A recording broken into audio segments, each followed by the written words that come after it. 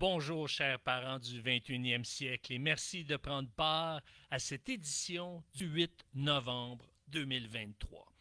Et oui, on est dans cette série sur l'éducation des garçons, et on a vu la semaine dernière que c'est important d'aider notre garçon à trouver sa raison d'être. Cette semaine, de quoi parle-t-on? Eh bien, on va introduire une mini-série, un sous-segment à cette série qui s'intitule Préparer les garçons à l'aventure parentale. On veut qu'ils soient préparés à devenir des adultes, éventuellement des époux, des conjoints et ultimement des parents.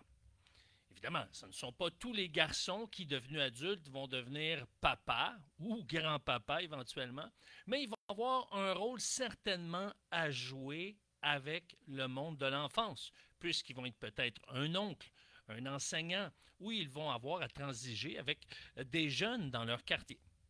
Maintenant, une des caractéristiques de la masculinité, c'est que dès l'enfance, la plupart des garçons, pas tous, parce qu'ici, dans cette émission, on parle de généralité, on ne parle pas d'absolu, ça ne s'applique pas dans tous les cas. Ce que je vous propose, eh bien, c'est tout simplement ce que la recherche, la littérature a pu découvrir, constater dans la majorité des cas et non dans la totalité des cas.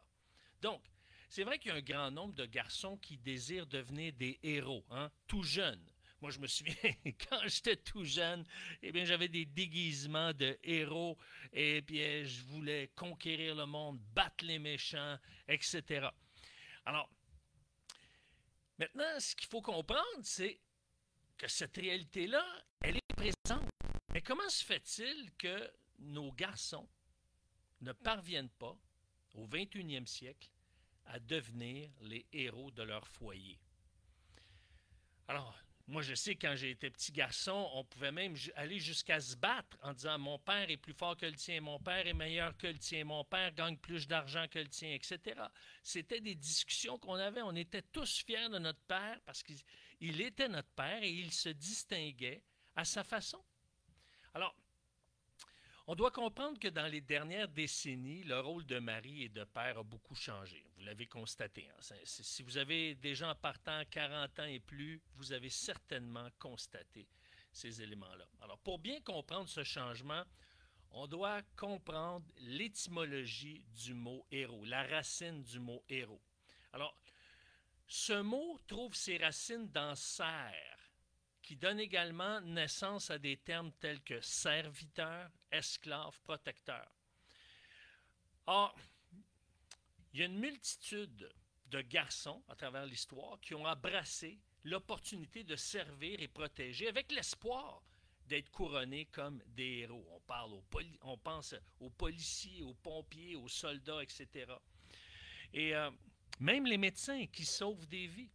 Alors, dans le passé, il y a une multitude de garçons qui savaient qu'un jour, qu'ils allaient être confrontés à des ennemis redoutables et à la perspective de la mort.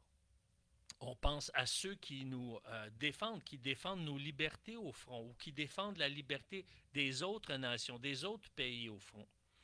Alors, ces garçons-là étaient prêts à changer leur vie pour obtenir une distinction.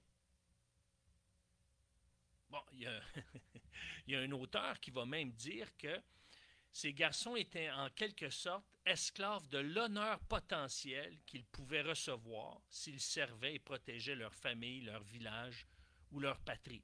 C'était un peu comme une genre de drogue, une nécessité. Moi, là, je carbure à pouvoir protéger, servir ma famille, mon village ou ma patrie.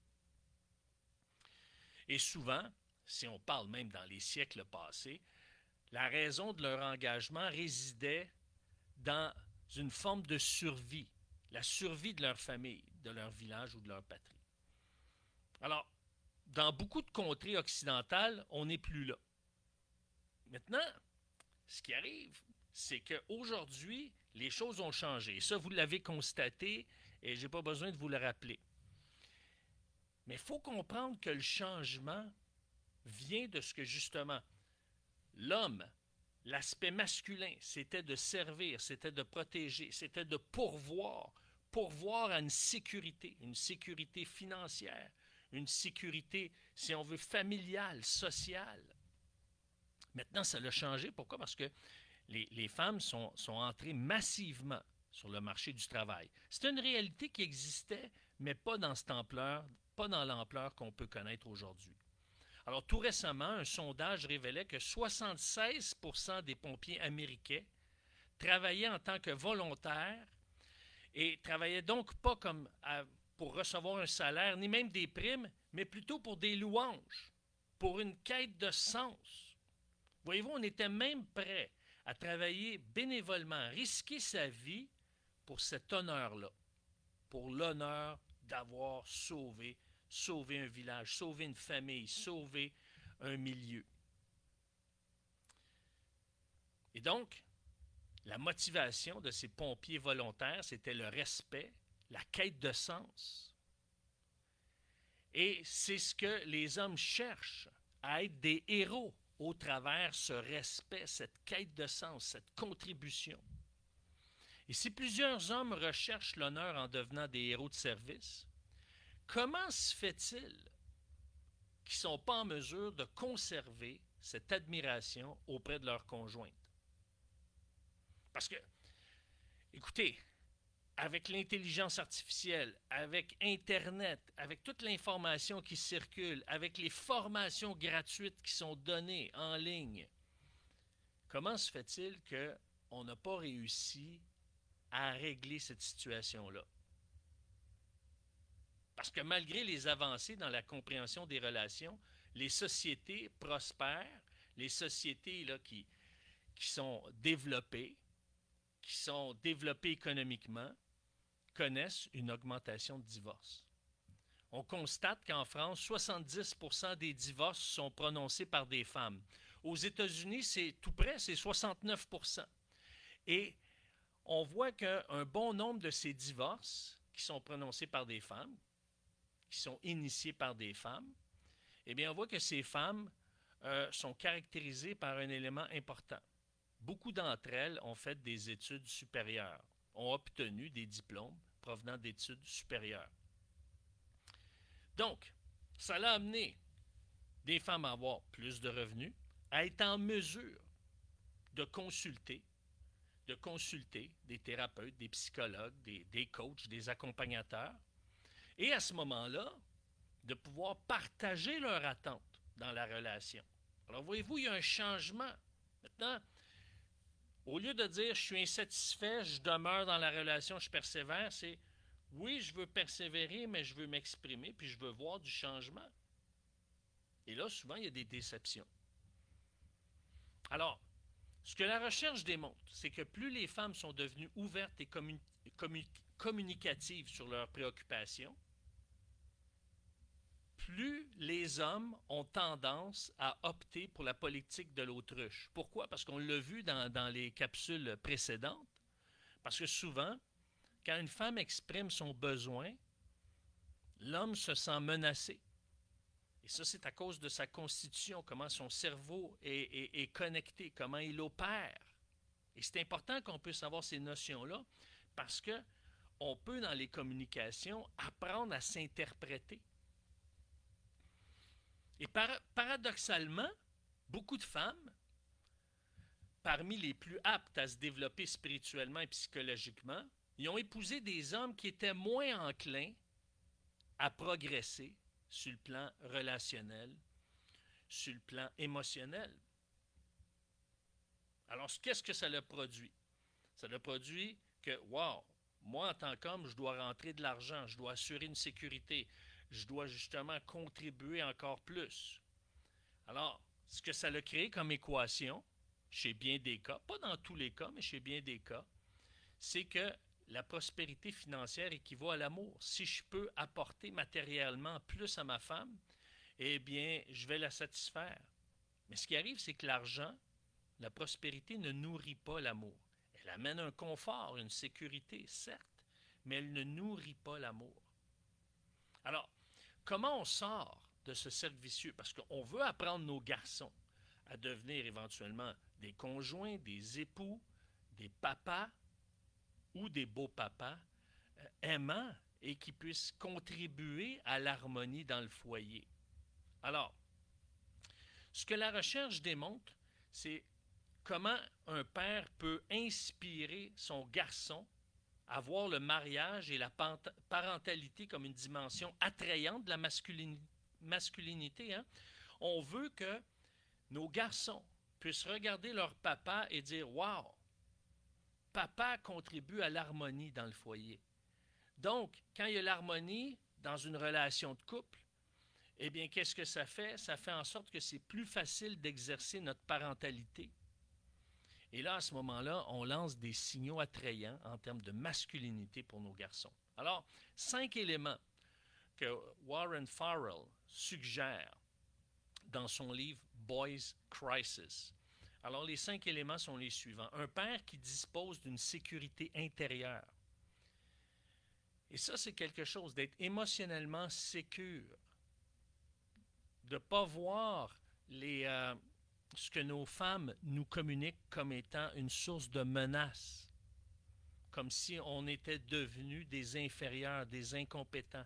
Et c'est souvent comme ça, moi je l'interprétais au début de mon premier mariage, parce que vous le savez, ma première femme est décédée, mais moi je voyais toujours, quand Carole me parlait, me disait « Ah, voici comment je me sens », et bien, je me sentais comme si « Wow, j'étais un incompétent ».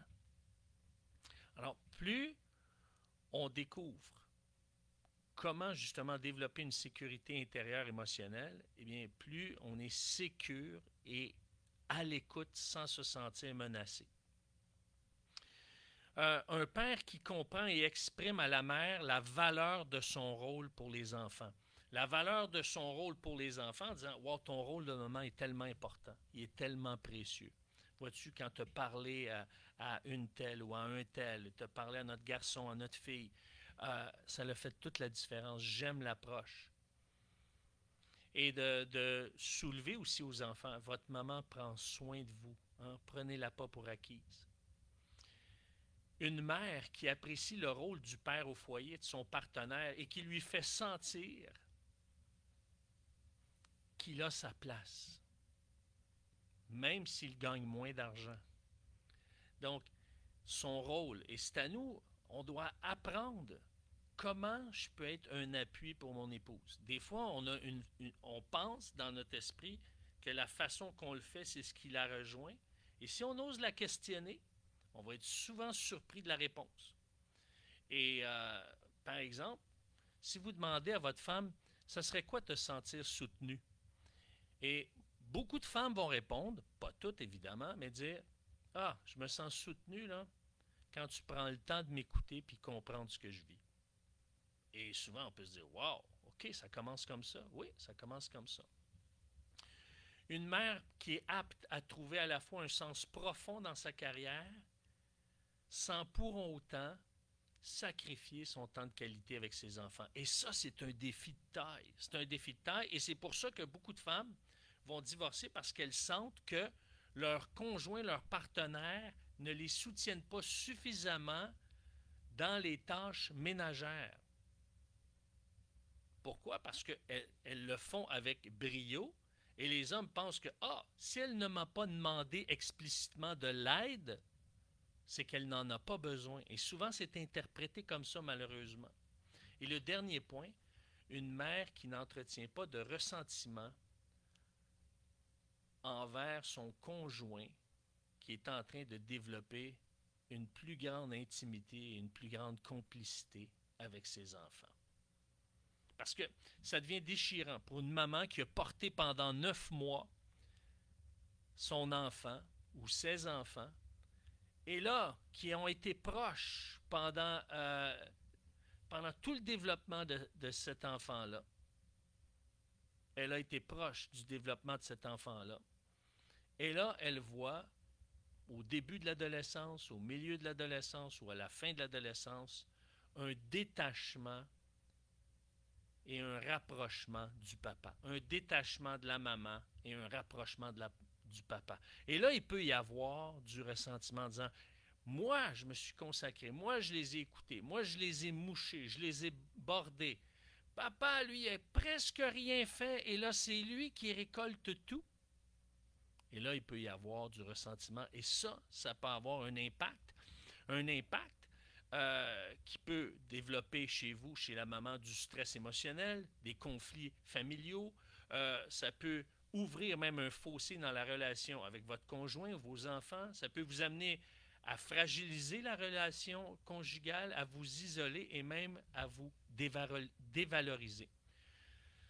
Maintenant, c'est important que si vous êtes dans ce processus-là, eh bien, d'aller chercher de l'accompagnement. Pourquoi? Justement, pour pas que votre qualité de vie se détériore. Alors, si vous êtes maman ou que vous connaissez une maman qui est en train de développer du ressentiment, eh bien, vous avez simplement à m'écrire à coach@ericlantier.net. C'est coach@ericlantier.net.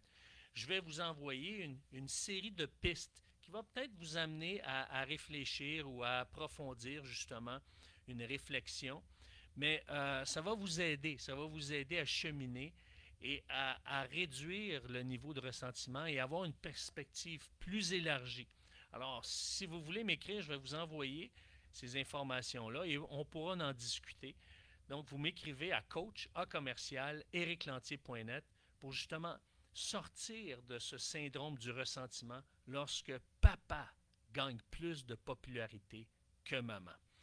Alors, en comprenant ces dynamiques-là, eh bien, puis en favorisant une communication ouverte, sereine, eh bien, les couples peuvent espérer bâtir des mariages plus solides, plus équilibrés et ainsi inspirer nos garçons à vouloir devenir à leur tour des maris fiables et des papas engagés.